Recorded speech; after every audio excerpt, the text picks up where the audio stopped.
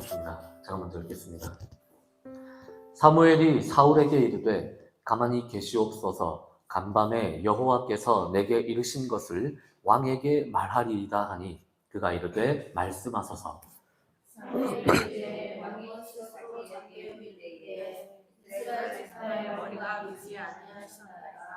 여호와께서 왕의 이름을 보아 이스라엘 왕을 삼으시고 또 여호와께서 왕을 길로 보내시며 이르시기를 가서 죄인 아말렉 사람을 진멸하되 다 없어지기까지 치라 하셨거늘 어찌하여 왕이 여호와의 목소리를 청종하지 아니하고 탈취하기만 급하여 여호와께서 악하게 여기시는 일을 행하셨나이까. 사울이 사무엘에게 이르되 나는 실로 여호와의 목소리를 청종하여 여호와께서 보내신 길로 가서 아말렉 왕 아각을 끌어왔고 아말렉 사람들을 진멸하였으나 다만 백성이 만나니 예배하면서 내가 좋은 것으로 길갈에서 당신의 하나님 여호와께 제사하려고 양과 소를 끌어왔나이다 하는지라.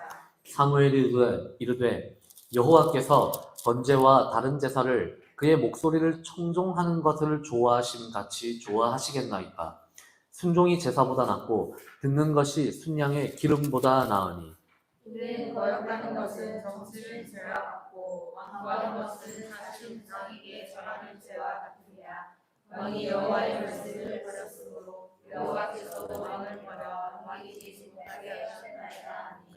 사울이 사무엘에게 이르되 내가 범죄하였나이다. 내가 여호와의 명령과 당신의 말씀을 어긴 것은 내가 백성을 두려워하여 그들의 말을 청종하였음이니이다.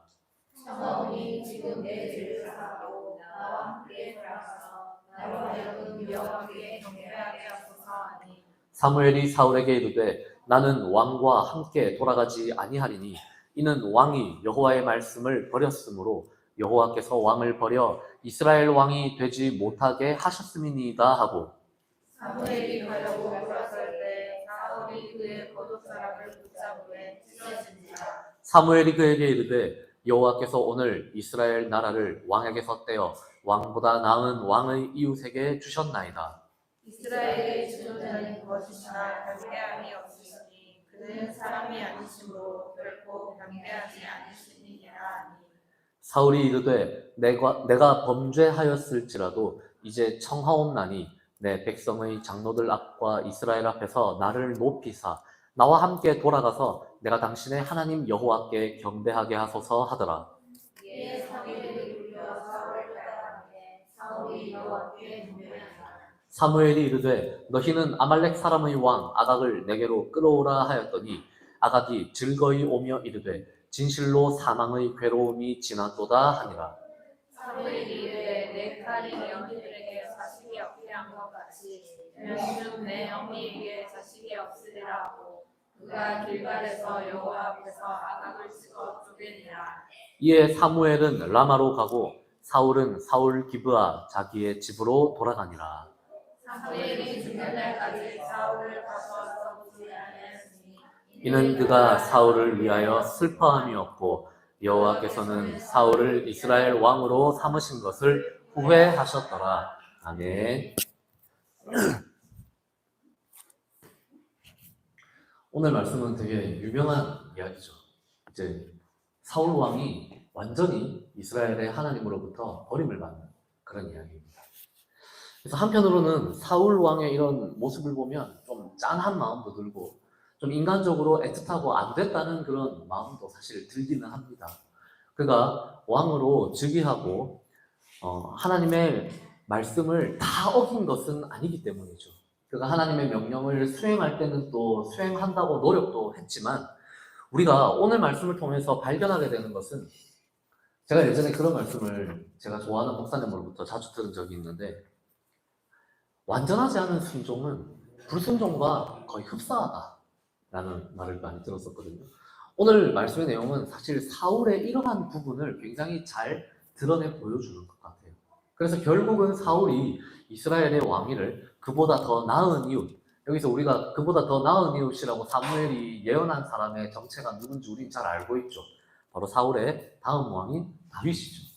다윗에게 그 왕위가 넘어가는 그 결정적인 계기와 이유가 오늘 이 본문에 굉장히 극명하게 잘 나타나 있다는 것을 우리가 보게 됩니다.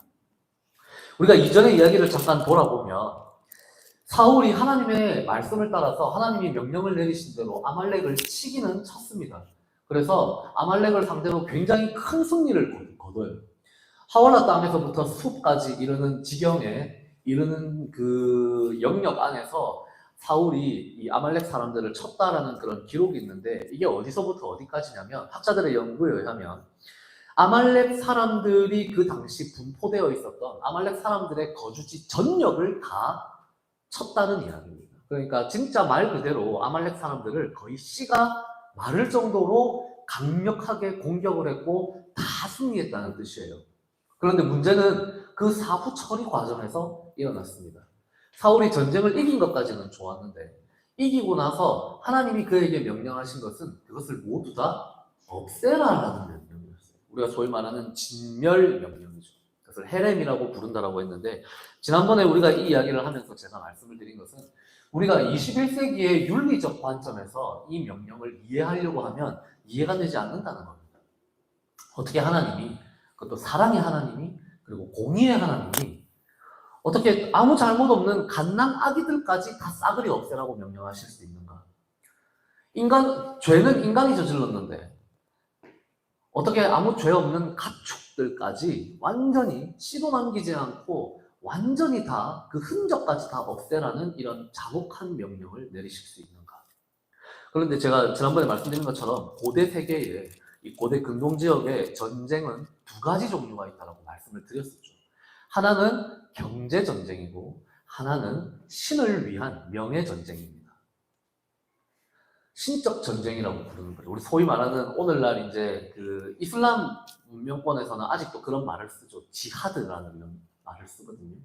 예, 이제 영어로 하면 holy war라는 거예요. 성전, 성스러운 전쟁이라는 개념이 있는데, 사실 우리 좀 오늘날의 이런 현대 사회의 윤리적 관점에서 보면 사실 이런 전쟁은 있어서도 안 되고 사실 별로 존재해서는 안 될 그런 전쟁이긴 하죠. 그렇지만 이제 고대인들의 경우에는 전쟁을 이렇게 두 가지 종류로 나눴다고 했습니다. 그래서 경제 전쟁에 속하는 전쟁들은 철저하게 경제적인 어떤 부가가치들을 취하기 위해서 벌이는 전쟁입니다. 그래서 이웃 나라를 쳐서 그 나라의 소유권을 뺏어오는 거예요.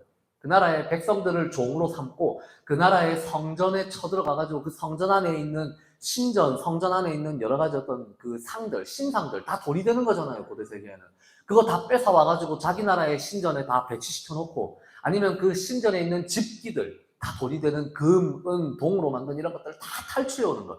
이런 것이 바로 경제 전쟁의 그 영역에 속한다라고 말씀을 드렸고, 다른 것 하나는 뭐냐면 바로 명예 전쟁이라고 했습니다. 신을 위한 전쟁. 그래서 여기에서는 경제적인 어떤 부가가치가 창출이 되면 안 된다라고 말씀드렸어요. 그게 그 당시의 문화적인 맥락이었습니다. 그래서 다 없애라고 하는 거예요. 왜냐하면 그 중에 무언가를 남겨서 이득을 취하게 되면 그건 자기를 위한 것이 되고 하나님을 위한 것이 되지 못하기 때문에 그래요. 그러니까 이게 고대 세계의 사람들의 어떤 지배적인 어떤 가치 체계 안에서의 그런 전쟁의 양식이었습니다. 그래서 하나님은 이때 사울에게 뭘 명령하시냐면, 아말렉에게 지금 치고 들어가는 이 전쟁은 어떤 경제적 가치를 창출해내기 위한 경제 전쟁이 절대로 되어서는 안 된다라고 이야기를 하세요. 왜냐하면 아말렉에게 지금 쳐들어가는 것은 오래전에 출애굽 당시에 이 아말렉 사람들이 이스라엘 사람들, 광야를 지나고 있던 이스라엘 사람들을 아주 비열하고 치사하게 그 대열의 가장 배후를 때렸기 때문에 그래요. 그 행렬의 배후에는 보통 누가 있습니까? 약자들이 있죠. 모약자들, 어린이들, 여성들. 그래서 우리 또 오랜만에 온 우리 재훈 형제가 저하고 20대 때 삼국지 이야기를 그렇게 많이 했었거든요. 우리 피자헛에서 피자 만들면서 심심하면 이제 삼국지 이야기하고 놀았는데, 그때 이제 그 삼국지 이야기를 읽어보신 분들은 알겠지만 유비를 가리켜서 정말 자애로운 지도자다라고 이야기하는 결정적인 계기가 있습니다. 그게 뭔지 아세요? 유비가 도망을 많이 다니거든요, 보면. 사실 전쟁에 탁월한 지도자는 아닌데 도망을 다니는데 한 번은 그 형주 땅에서 도망을 치는데 백성들이 따라온 거예요. 지금 군사들이 끌고 도망가기만 해도 바빠 죽겠는데 조조군한테 잡히면 작살이 나는 상황이란 말이에요. 근데 백성들이 우리도 데리고 가주세요 하고 따라와요. 그러면 속도가 어떻게 되겠습니까? 자연히 속도가 느려지죠. 그렇죠? 그리고 백성들의 가장 뒤에는 누가 처지게 돼 있습니까? 그 백성들 중에서도 가장 노약자들이 나타나거든요. 근데 이제 조조군은 이제 그 후미를 들이치게 되는 거죠. 그래서 조조군들은 잔인한, 아주 잔혹한 사람들로 묘사가 되고, 그런 백성들까지도 다 품고 같이 도망가려고 하는 유비라는 지도자는 굉장히 인자하고 굉장히 백성들을 향한 자애가 넘치는 그런 지도자로 묘사가 되거든요.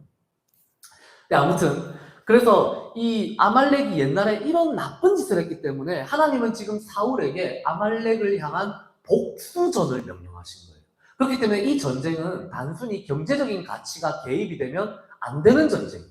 그래서 아말렉을 진멸하라고 명령하신 거죠. 그런데 사울은 어떻게 행동했습니까? 진멸을 안 합니다.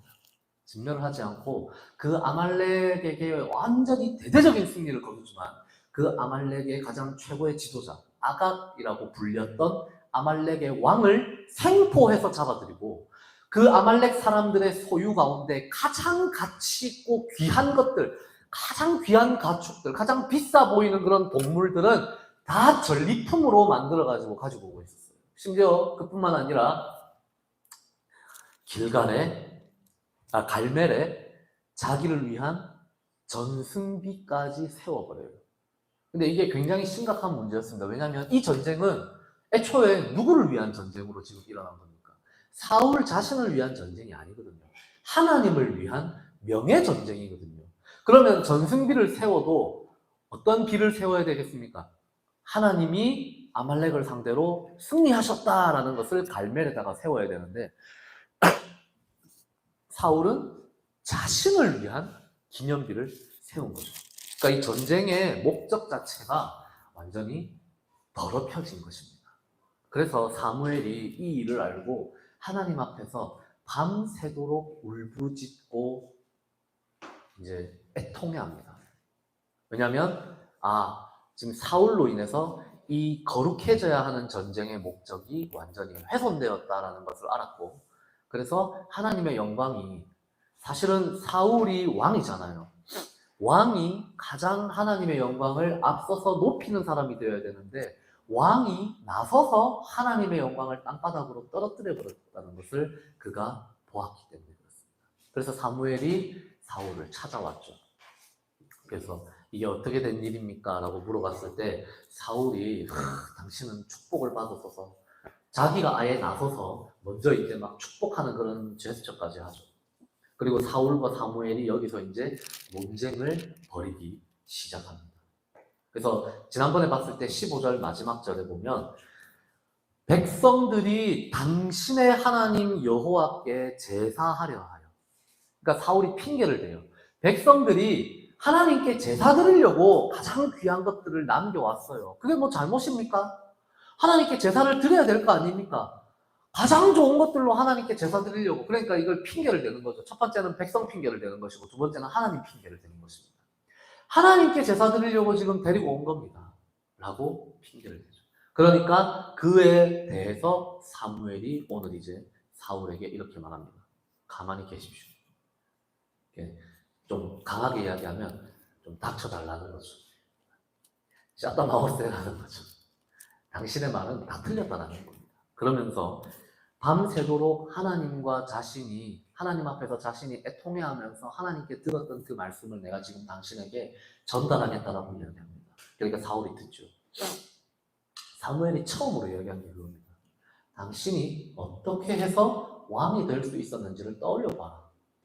하나님이 당신이 잘나서, 당신이 뭔가 대단해서, 당신이 왕으로서의 자격이 있어서 당신을 그 자리에 앉혀놓은 것이 아닙니다라고 말하면서 그 근거가 뭐예요? 당신이 스스로를 작게 여겼을 때 하나님이 당신을 세우셨더라고 이야기해요. 당신이 외모적으로 봤을 때는 모든 백성들이 보기에 굉장히 대단하다. 당신이 키도 컸고 외모적으로 탁월했지만 그때 당신은 당신 스스로를 하나님 앞에 작게 여기고 있었고 겸손한 마음을 가지고 있었습니다. 그래서 백성들 앞에 나서는 것조차 두려워하고 있었어요. 그 모습을 보고 하나님이 당신을 이스라엘의 왕으로 세우신 겁니다. 당신이 겸손했기 때문에. 겸손한 사람은 어떤 사람일까요? 다른 사람의 말을 청종할 수 있는 사람이죠. 그리고 그 겸손한 사람은 다른 사람들의 말을 청종하는 것처럼 하나님의 말씀 앞에서도 그 겸손한 태도를 지킬 수가 있는 사람이에요. 그래서 하나님은 당신을 왕으로 세웠다는 거예요. 우리가 지금까지 계속 사울 이야기를 살펴보면서 왕으로서 가장 중요한 덕목이 있잖아요. 이스라엘의 왕, 다른 이방 나라의 왕들이 아니라 이 하나님이 다스리시는 이스라엘의 왕이 갖춰야 되는 가장 중요한 덕목은 뭡니까? 듣는 거예요. 듣는 거. 첫째는 듣는 겁니다. 그래서 나중에 우리 솔로몬 이야기할 때 그 이야기 제가 몇 번 이야기했었죠. 솔로몬이 하나님 앞에 그 막 소위 말하는 1000번제를 드렸잖아요. 그때 하나님이 그걸 기쁘게 받으시고 네가 원하는 거 내가 너에게 줄게 라고 했을 때 솔로몬이 아주 지혜로운 대답을 했잖아요. 그게 뭐냐면 듣는 마음을 나에게 주소서라고 했죠. 우리가 일반적으로는 이 말을 백성들을 잘 재판하기 위해서 백성들의 그런 말들을 잘 듣고 잘 판단하는 지혜로운 마음이라고 생각하지만 사실 이거 따지고 보면 이스라엘의 왕으로서 갖춰야 될 첫 번째 덕목을 솔로몬이 정확하게 이야기를 한 거예요. 여기서 말하는 듣는 마음은 백성들의 말을 듣는 마음도 당연히 중요하지만 하나님의 말씀을 듣는 마음을 달라고 말했을 가능성이 가장 높습니다. 그런데 이제 어떻게 됐습니까? 하나님이 하신 말씀을 사울은 듣는 척은 했지만, 그래서 아말렉 사람들을 치기는 했지만 하나님의 말씀을 다 수행하지는 않죠. 듣는 척은 하는데 100% 순종은 하지 않은 거예요. 100% 순종이 아니라면 그것은 불순종과 다를 바가 없다라는 그런 말을 제가 예전에 많이 들었다 했잖아요. 그 말이 지금 이 사울의 이야기에서 굉장히 정확하게 적용이 되고 있습니다. 순종한 것 같아요. 그런데 100% 순종한 게 아닙니다. 사울은.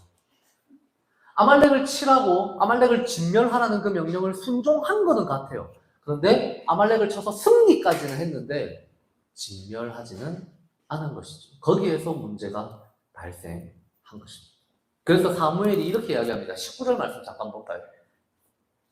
19절 말씀 같이 한번 보겠습니다. 어찌하여부터 시작. 어찌하여 왕이 여호와의 목소리를 청종하지 아니하고 탈취하기에만 급하여 여호와께서 악하게 여기시는 일을 행하였나이까. 하나님의 말씀을 청종하지 않았다는 겁니다.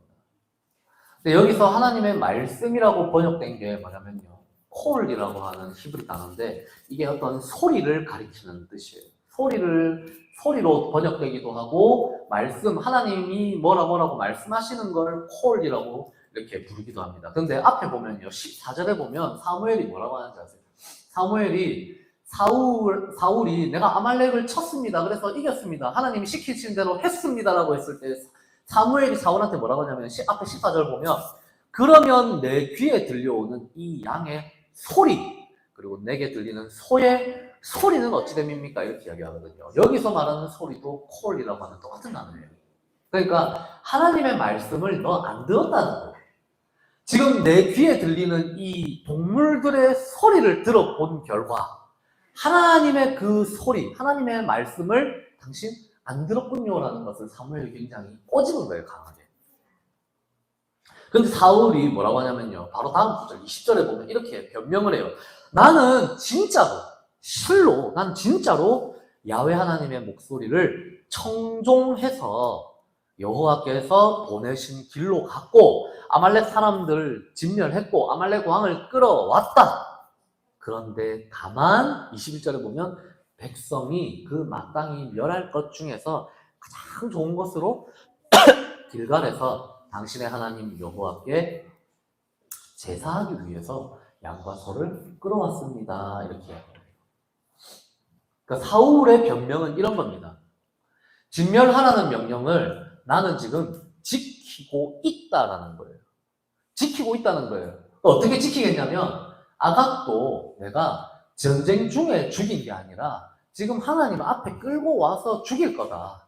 그리고 이 모든 가축들도 전쟁하는 와중에 진멸할 게 아니라 하나님께 제사 드리려고. 어쨌든 다 이거 없애는 거다. 그렇게 되면.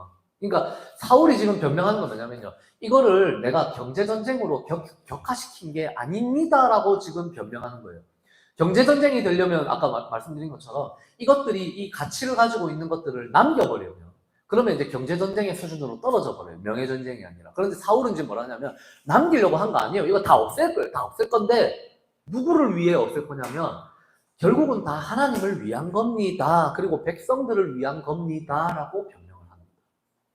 근데 사무엘이 들을 때 이거는 눈 가리고 아웅하는 건 거예요.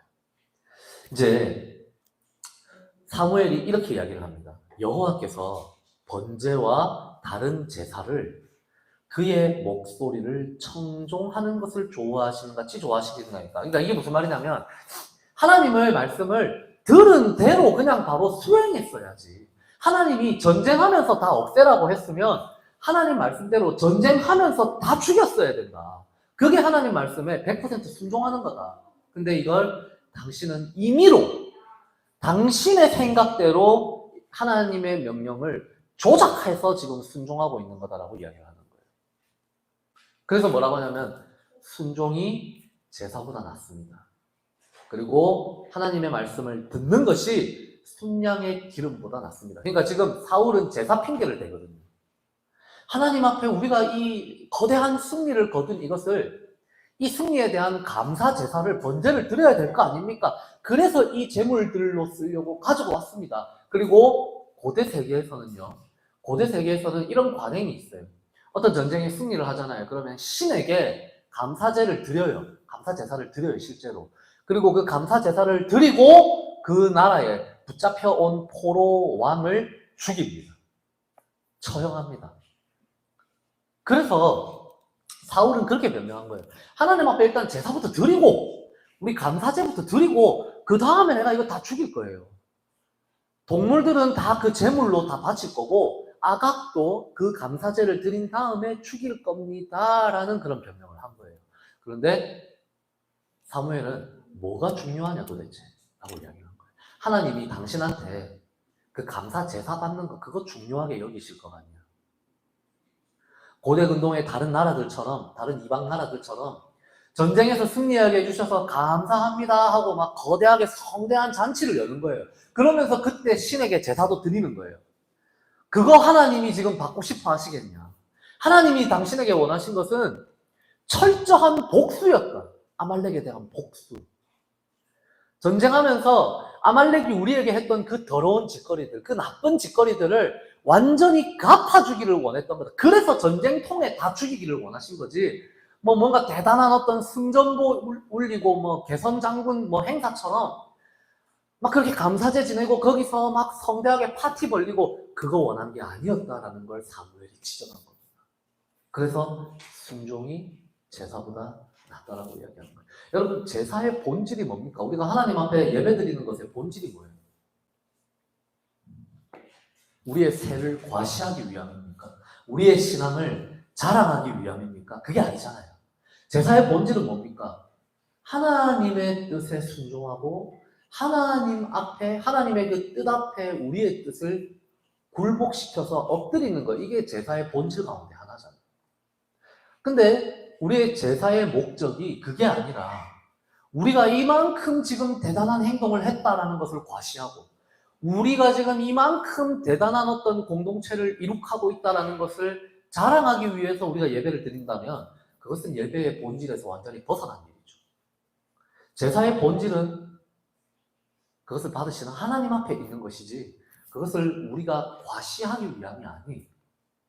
근데 사울은 지금 왜 그러면 이 번제를 드리려고 제물들, 가장 좋은 제물들 다 남겨왔고 아각도 죽이지 않고 끌고 왔겠습니까? 사울은요, 자기는 지금 철저하게 내가 하나님의 뜻을 잘 지키고 있다라고 착각하고 있어요. 사울이 생각한 거는 그러니까 다른 이방 나라들처럼 이 거대한 승리를 만방에 자랑하는 거예요. 그러면서 하나님께 제사도 드리는 거예요. 그러면요, 어떤 일이 발생하냐면 사람들이 사울의 위대함을 칭송하게 됩니다. 다른 이방 나라들처럼. 백성들이 지켜보는 가운데서 하나님 앞에 성대하게 감사 제사 드리면서 아말렉에게서 끌고 온 그 가장 좋아 보이는 그 재물들, 흠없는 재물들 확 다 태워버리는 거예요. 다 화려하게 태우는 거예요. 일종의 퍼포먼스를 벌이는 거예요. 종교 퍼포먼스를. 그리고 나서 만 백성들이 보는 앞에서 하나님의 이름으로 내가 너를 대표로 처단한다 이러면서 아각 왕을 팍 죽여버리는 거예요. 그러면 백성들이 어떻게 보겠습니까? 이야, 역시 우리 왕은 대단한 사람이야. 이렇게 되는 거예요. 그러니까 사울의 마음 깊은 곳에는 하나님을 위한 일이라고 말은 하고 있지만 자기의 이름을 높이기 위한 그런 여러 가지 작업들을 하고 싶었던 거예요. 그러니까 사무엘이 그걸 정확하게 지적하면서 뭐라고 했습니까? 당신이 왕이 될 수 있었던 것은 당신이 높아서가 아니라 당신이 낮아지려고 했기 때문이었어요. 근데 지금 당신의 모습은 정확하게 그 반대로 가고 있어요. 지금 사울 당신의 모습은 마치 이방 왕들과 전혀 다를 바 없는 모습입니다. 하나님 앞에서 자꾸만 자기 자신을 높이려고 하는 모습입니다. 그런데 이것은 결과적으로 우상 숭배다라는 것까지 지적을 해요. 그래서 우리가 잘 아는 이 22절 말씀 말고 23절에 보면 이렇게 기록이 되어 있어요. 이는 거역하는 것은 점치는 것과 같다. 근데 생각해 보세요. 사울이 지금 이때까지 해온 짓들을 가만히 생각해 보면 사울은 지금 하나님의 말씀을 온전히 순종하지 않았기 때문에 하나님의 말씀을 거역했죠. 그런데 이전에 보니까 심지어 점도 쳤어요. 계속 우림과 둠밈으로 계속 점치려고 했죠. 그리고 마음을 완고하게 하는 것은 사신 우상에게 절하는 죄와 같습니다. 우상 숭배라는 거예요. 사울이 지금 하고 있는 이 행동들이. 그래서 왕이 먼저 하나님을 버렸다라고까지 이야기해요. 왕이 야훼 하나님을 버렸기 때문에 야훼 하나님이 당신을 버리실 것입니다. 라고 이야기해요. 여기서 굉장히 오늘 중요한 내용이 나옵니다. 사울이 사무엘에게 이르되 내가 범죄하였나이다. 내가 여호와의 명령과 당신의 말씀을 어긴 것은 내가 백성을 두려워하여 그들의 말을 청종하였음입니다. 딱 이렇게 고백합니다. 이 구절만큼은 사울이 진짜 진실된 자기 생각을 이야기를 했어요. 그러니까 지금 사울의 이 말은 사울의 100% 거의 진심이라고 생각합니다. 사울이 왜 두려워합니까? 하나님이 당신을 왕을 버렸다라는 말은 사울, 당신 이제 왕이 될 수 없어라고 말한 거기 때문에 사울이 가장 두려워하는 그 지점을 건드린 거거든요. 그러니까 사울이 그제서야 뭐라고 합니까? 내가 범죄하였나이다 라고 딱 고백을 해요. 너 이제 왕 못해 라는 말을 듣자마자 아유 제가 잘못했습니다 이렇게 얘기한 거예요. 그 전까지는 내가 뭐 잘못했는데요? 내가 하나님 위해서 내가 지금 이거 다 하고 있었는 건데 내가 뭐 잘못했습니까? 라고 딱 말했는데 사울이 자기가 가장 두려워하는 말을 사무엘로부터 딱 들었잖아요. 당신 이제 왕 아니에요. 하나님 당신 버릴 거야 라는 말 들으니까 바로 꼬리를 딱 내려요. 제가 잘못했습니다. 한 번만 봐주십시오. 제가 그렇게 한 이유는 그러면서 뭐라고 하냐면 제가 백성들을 두려워했기 때문입니다. 그래서 그들의 말을 들었습니다. 이렇게. 그들의 말을 청종하였다라는 말이 들리죠. 하나님의 말씀을 청종한 게 아니라 백성들의 말을 청종했다라고 자기 입으로 실토하고 있어요. 여러분, 제가 보통 설교할 때는 이 어떤 지금 최근에 일어나고 있는 막 그런 어떤 사회적 이슈들 잘 안 다루려고 하거든요. 다를 때도 있지만. 근데 지금 이제 우리가 중요한 선거를 앞두고 있잖아요. 그죠? 그래서 제가 이 부분은 뭐 제가 정치 이야기를 굳이 하려는 게 아니라 이 이야기는 짚고 넘어가는 게 좋을 것 같아요. 우리가 이거는 뭐 내가 어떤 당을 지지하고 뭐 내가 진보고 보수 이런 걸 다 떠나서요. 우리가 정치를 바라볼 때, 정치하는 사람들을 바라볼 때 우리 마음속에 항상 한 가지 의문이 있잖아요. 그게 뭐냐면 아니 저 인간들은 선거 직전에는 그렇게 우리한테 빌고 무릎을 꿇고 절을 하고 엎드리는데 왜 선거가 끝이 나면 목이 고든 백성이 되는가? 왜 이 선거 전과 후가 왜 다른 사람이 되는가? 이거 사실 여러분 궁금하지 않습니까? 근데 그에 대한 답을 사울이 오늘 정확하게 보여줘요. 제가 이걸 보면서 제가 어제 이제 사전 투표를 하고 왔거든요. 어디를 찍었는지는 저는 말씀드리지를 않겠습니다. 그런데 이거를 보니까 사울의 이 모습을 보면서 제가 주중에 사울의 이 모습을 보면서 백성을 두려워하여라고 딱 말하잖아요. 그러면서 어떤 생각이 퍼뜩 들었냐면 백성을 두려워하는 거랑 백성을 사랑하는 거는 완전히 다른 개념이라는 생각이 딱 들었어요. 그러니까 여러분 우리가 누구를 두려워하는 거랑 누구를 사랑하는 거는요 완전히 다른 개념입니다. 그래서 여러분 심지어 우리 시작 성경에 보면 요한 1서에 보면 뭐라는 말씀이 있냐면 온전한 사람은 두려움을 내쫓는다라고 이야기를 해요. 그러니까 이 말은 무슨 말이냐면 누군가를 두려워하는 거랑 누군가를 사랑하는 거는 다른 개념이라는 거예요. 여러분 이스라엘의 왕은요 이스라엘의 지도자로서 백성을 사랑해야 되는 존재죠. 근데 그 사랑 안에는 사실 두려워하는 것도 사실 들어가야 돼요. 그죠? 백성 무서운 줄 알아야 돼요. 우리가 지금 이제 선거 기간을 지나고 있지 않습니까? 정치인들이 유권자들을 두려워할 줄 알아야 되죠. 근데 여러분 잘 생각해 보세요. 선거 끝나기 전까지는 두려워하죠. 그죠? 끝나고 나면 전혀 안 두려워합니다. 끝나고 나면 국회의원들 이런 데 사무실 찾아가 보세요. 아유 우리 유권자님 오셨습니까? 아유 저를 위해서 소중한 한 표를 행사해 주신 아유 주인이고 시민은 주인이고 저는 종이죠. 이렇게 하는 사람 있는지 한번 보세요. 없을걸요. 왜 그런 일이 일어납니까? 사랑하는 게 아니라 두려워만 하기 때문에 그런 거예요. 여기서 말하는 누군가를 두려워한다는 말은 철저하게 우리가 소위 말하는 정치적인 어떤 행위입니다. 사울의 백성들을 향한 두려움이 바로 딱 그 두려움이에요. 제가 보니까. 그러니까 사울이 백성들을 두려워하는 이유가 뭡니까? 백성들을 진짜로 그의 마음 간절히 백성들을 너무너무 좋아해서 사랑해서 그래서 내가 이 백성들을 위해서 내가 왕으로서 뭐라도 해줘야지. 내가 이 백성들을 위해서 내 생명 바쳐야지. 그런 마음으로 백성들을 두려워하는 거예요? 아니, 이 뒤에 이야기를 살펴보면요. 사울이 백성들을 두려워하는 이유는 백성들의 지지를 받아야만 자기가 자기 자리를 지킬 수 있기 때문입니다. 이 사회의 정치인들과 정확히 똑같은 메커니즘이에요. 선거철에 그렇게 백성들을 두려워하는, 그렇게 시민들을 두려워하는 이유가 뭡니까? 앞에서 막 절하고 온갖 난리부르스를 추는 이유가 뭐예요? 이 사람들을 자기 편으로 만들어서 어떻게든 자기 권력을 틀어쥐어야 되기 때문에 그런 거예요. 그 권력을 틀어쥔 이후에는 그러니까 소위 말하는 개돼지로 보일 수 있는 거죠. 사울의 이 생각의 메커니즘이 똑같아요. 사울은요, 백성들을 두려워한다라고 이야기하는데 그것은 백성들을 사랑하는 것과는 완전히 다른 메커니즘입니다. 그러니까 뭐라고 합니까? 나와 함께 가서 나와 함께 하나님 앞에 제사를 드려주십시오라고 사무엘에게 부탁을 합니다. 왜 그렇습니까?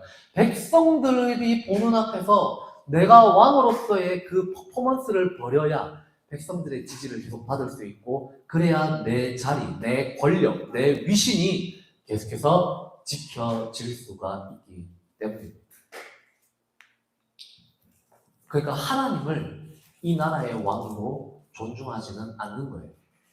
하나님이 왕이 되시고 나는 진짜 백성들 앞에 나는 진짜 이 백성들을 사랑하는 마음으로 이 백성들을 위해서 내가 그냥 하나님의 대리 통치자의 역할을 잘 수행해야지 이런 마음이 사울에게는 이제 완전히 없는 거예요.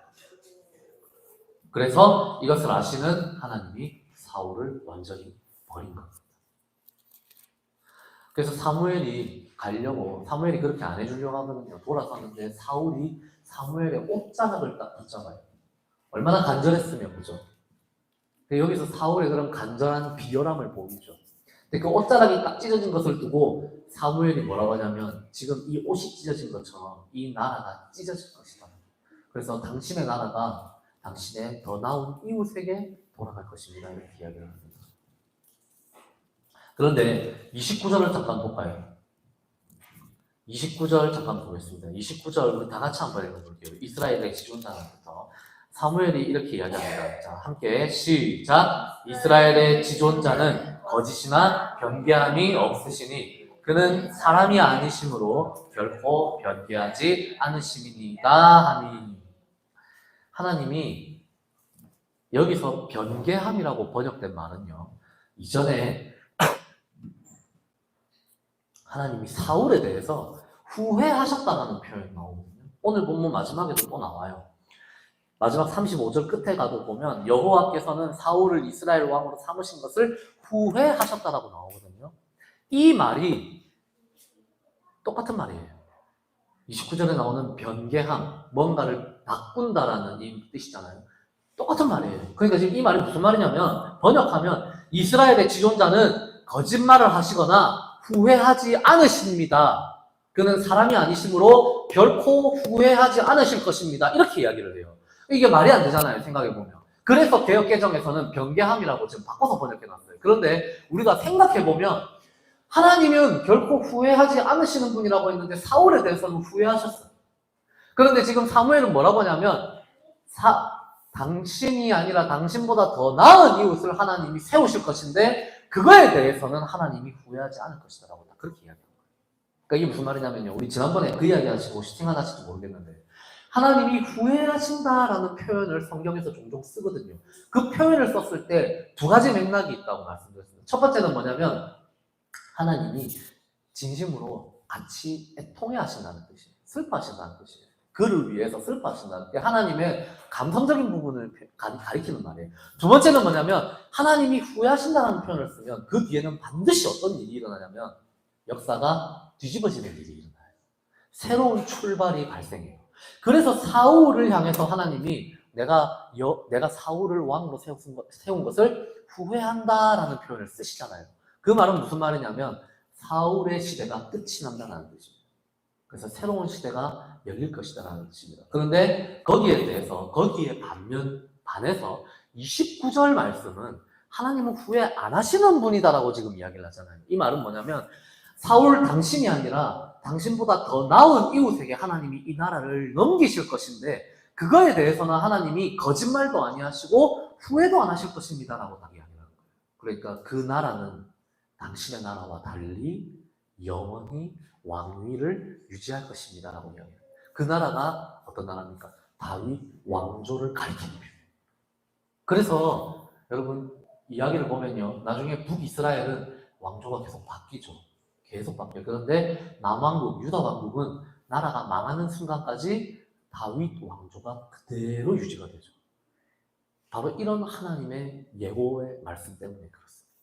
그리고 나중에 이 다윗 왕조가 누구에게까지 이어집니까? 다윗의 후손으로 오시는 분, 예수 그리스도에게까지 딱 이어지잖아요. 그러니까 하나님의 이 후회하지 않으시는 약속은 예수님에게까지 쭉 이어서 오는 그런 어떤 뭐라 될까요? 신실한 그런 역사의 언약적인 그런 부분들을 이미 보여주고 있습니다. 그러니까 사울이 뭐라 합니까? 내가 범죄하였을지라도 이제 청하옵나니 내 백성의 장로들 앞과 이스라엘 앞에서 나를 높이 사라고 딱 이야기하죠. 이게 사울의 진짜 본심입니다. 내가 백성들을 두려워하는 이유, 내가 지금 당신에게 이렇게 간청하는 이유는 당신이 나랑 같이 가줘야, 당신이 나랑 같이 하나님 앞에 가서 예배를 드려주셔야 내가 높아지기 때문입니다 라고 이야기해요. 근데 사무엘이요, 마치 같이 가는 것 같이 보이죠, 그죠? 그런데 같이 갔는데 예배는, 제사는 사울이 드립니다. 사무엘이 제사를 같이 드리진 않은 것 같아요. 사무엘이 간 이유는 뭔지 아세요? 32절, 33절에 나옵니다. 바로 아각을 죽이기 위해서입니다. 그래서 가요. 그러니까 아각이 뭐라고 합니까? 이 32절에 보면 아각이 즐거이 오며 이르되 진실로 사망의 괴로움이 지났도다. 이 장면만 보면 우리는 보통 어떻게 이해하냐면 아각이 사무엘이 오니까 나 안 죽고 이제 날 풀어주려고 오는 사람인가 보다. 그러니까 이제 사망의 괴로움이 나에게서 지나갔구나. 이렇게 즐겁게 이렇게 노래를 부른 것처럼 보이죠. 근데 70인역을 보면 다르게 나와 있어요. 그러니까 우리가 사무엘서는 보통 70인역을 제가 또 자주 참고하거든요. 70인역에 보면 뭐라고 되어 있냐면 완전히 정반대의 이야기를 합니다. 아각이 슬퍼하며 나오며 말하되 이것이 사망의 괴로움인가? 라고 노래한다. 완전히 반대죠. 근데 저는 70인역이 더 맞다고 생각을 해요. 왜냐하면 아까 말씀드린 것처럼 고대 근동사회에서의 관습은 포로가 된 왕을 언제 죽이냐면 제사를 드린 다음에 공개 처형을 시키거든요. 그러니까 사실은 지금 이 타이밍이 아각이 죽어야 되는 타이밍이 맞아요. 그러니까 아각이 이제 내가 죽는구나 라고 인식을 하고 이것이 사망의 괴로움인가 하면서 나온 거예요. 근데 거기에 대해서 사무엘이 뭐라고 합니까? 너희가 죽인 사람들을 생각해봐라. 이것은 정의로운 복수다라는 식으로 이야기하면서 이제 아각을 칼로 찍어 죽이죠. 그런데 사실은요, 이 영광은 원래 이스라엘의 왕이 누려야 되는 영광입니다. 다른 나라의 왕을 공개적으로 처형하는 이 영광은 원래 사울이 원래는 누려야 되는 영광이죠. 근데 누리지 못한 이유는 뭡니까? 하나님이 지금 이 자리에서 죽이라고 명령한 게 아니라 전쟁할 때 다 죽이라고 명령하시거든요. 근데 그걸 죽이지 않았기 때문이에요. 그러니까 결국은 자기의 불순종, 자기 자신의 불순종으로 인해서 자기 자신의 자리까지도 결국은 다 스스로 빼앗긴 겁니다. 그러니까 이거는 어떻게 보면 자업자득이에요. 사울은 그렇게 자신의 권력에 집착하고 있지만 그 권력이 자기로부터 떠나는 것은 결국 자기가 하나님 앞에 순종 안 했기 때문입니다. 그래서 말씀을 정리하겠습니다. 사무엘은요, 마지막 구절에 보면 죽는 날까지 사울을 다시 가서 보지 않았다고 이야기합니다. 이게 참 비극적인 일이에요. 왜냐하면 이스라엘의 왕정은 왕정 선지자가 있고 그리고 왕이 있고 이 둘이 함께 합력하여서 하나님의 말씀을 받아서 백성들을 다스리는 협력 구조로 구성되어 있기 때문입니다. 제가 예전에 말씀드린 것처럼 그래서 사무엘에 대한 호칭도 바뀐다고 말씀드렸죠. 처음에는 선견자라는 호칭을 씁니다. 사무엘서에서. 근데 사울의 왕위가 시작되면서부터 이제 호칭이 나비라고 하는 선지자라고 하는 호칭으로 바뀌어요. 왕정 선지자. 그러니까 사무엘 입장에서는요, 사울을 볼 때 참 마음이 아플 수밖에 없어요. 왜냐하면 자기는 최초의 왕정 선지자가 됐어요. 그러면서 같이 자기의 동료로서 사울이 최초의 왕이 되었기 때문에. 그래서 사무엘이 자기가 기름을 부어서 세운 왕이야. 물론 우리가 그 이야기 보면서 사무엘이 왕 세우기 되게 싫어했다는 거 우리가 봤잖아요. 어떻게 보면 사무엘 치고 하나님 앞에 불순종하려고 그렇게 노력을 했어요. 근데 어쨌든 사무엘과 사울은 사실상 뗄래야 뗄 수 없는 협력 관계로 처음부터 하나님 앞에 부름을 받았습니다. 그래서 그걸 보여주는 굉장히 강력한 근거가 어디 있냐면 사무엘을 만나러 가는 길에 사울이 어디를 지나가냐면 우물가를 지나가요. 근데 성경에서 우물은 결혼의 이미지가 항상 나타나는 곳이에요. 그래서 우물에서 누구 만났다, 우물에서 누군가를 마주쳤다 하는 이야기가 있으면 그거는 결혼이라고 하는 이 모티브가 그 배후에 아주 강력하게 작동하고 있다는 뜻입니다. 그래서 성경 이야기 다 읽어보면 다 우물에서 나오는 이야기는 다 결혼 이야기로 다 연결됩니다. 그죠? 아브라함이 자기 아들 이삭의 짝꿍을 만나게 하려고 자기의 종, 누구죠? 엘리에셀입니까? 그죠? 엘리에셀을 저기로 보내잖아요. 하란으로 보내는데 리브가를 우물가에서 만나죠. 그래서 우물가에서 만나진 그 리브가가 이삭의 짝이 되고 야곱도 마찬가지고 모세도 마찬가지입니다. 모세도 미디안 우물가에서 자신의 짝을 만나죠. 시보라를 만나죠. 그리고 예수님도 요한복음에서 사마리아 수가성에 한 여인을 만나는데 우물가에서 만납니다. 그런데 그녀는 5명의 전 남편이 있었고 지금 같이 만나고 있는 사람은 6번째 남자였죠. 다 결혼을 모티브로 두고 있어요. 그런데 결국 어떻게 됩니까? 그 6명의 남자가 다 그녀의 생명수가 되지 못하거든요. 그래서 우물가에서 만난 7번째 남자, 예수님이 그녀에게 생명의 물을 제공해줘요. 다 결혼 모티브죠. 그러니까 사울과 사무엘은요, 마치 부부 관계처럼, 결혼 관계처럼, 부부 관계처럼 서로가 서로에게 돕는 배필이 되어줘야 되는 구조예요. 왕과 선지자는 서로가 서로에게 돕는 배필이 되어줘야 되는 구조란 말입니다. 근데 이걸 우리가 우리 자신에게 적용해서 생각해 보면요, 우리가 이 베드로서에 보면, 베드로가 쓴 그 서신에 보면 뭐라고 되어 있습니까? 당신들은 왕 같은 제사장이다라고 이야기해요. 근데 이게 정확하게 번역하면 당신들은 왕이면서 제사장이다 이렇게 이야기를 하거든요. 우리가 사실은 오늘날 이 세상에 살아가는 하나님이 세우신 왕적인 권세를 가지고 있고 제사장적인 권세를 가지고 있고 선지자적인 그런 역할들을 해야 되는 사람들이, 그러면 우리는 어떻게 해야 됩니까? 이 세상에 돕는 대필로 살아줘야 되는 사람들이에요. 그리고 사울이 그랬던 것처럼 세상을 두려워할 게 아니라 예수님이 하신 것처럼 세상을 사랑해야 돼요. 사람들을 사랑해야 돼요. 사람들을 두려워하는 거랑 사랑하는 거는 제가 아까 말씀드린 것처럼 완전히 다른 개념이거든요. 사람들 눈치 보고 사람들 비위 맞추고 사는 게 거룩이 아니잖아요. 그죠? 거룩이라는 말이 정말 어려운 이유는 뭐냐면, 아까 우리 아이들 설교할 때 제가 그 이야기를 했지만, 다른 것들과 깨끗하게 구별되어야 되는데 이게 너무 심해지면 수도원으로 가버려야 돼요. 그런데 이게 너무 약해지면 세상하고 하나도 다를 바가 없어. 세상을 자꾸 두려워하게 돼요. 그러니까 자꾸 비위 맞춰주게 돼요. 제가, 다들 이제 제가 굉장히 보수적인 목사라는 걸 아시겠지만, 제가 굉장히 신학적으로 진보적인 분들하고 가까워질 수 없는 이유 중에 하나가 바로 이거예요. 그분들이 세상 사람들 굉장히 존중하고 존경하고 좋아하는 거 저는 그게 맞다고 생각해요. 그런데 두려워하고 사랑하진 않아요. 두려워할 줄은 알아요, 세상을.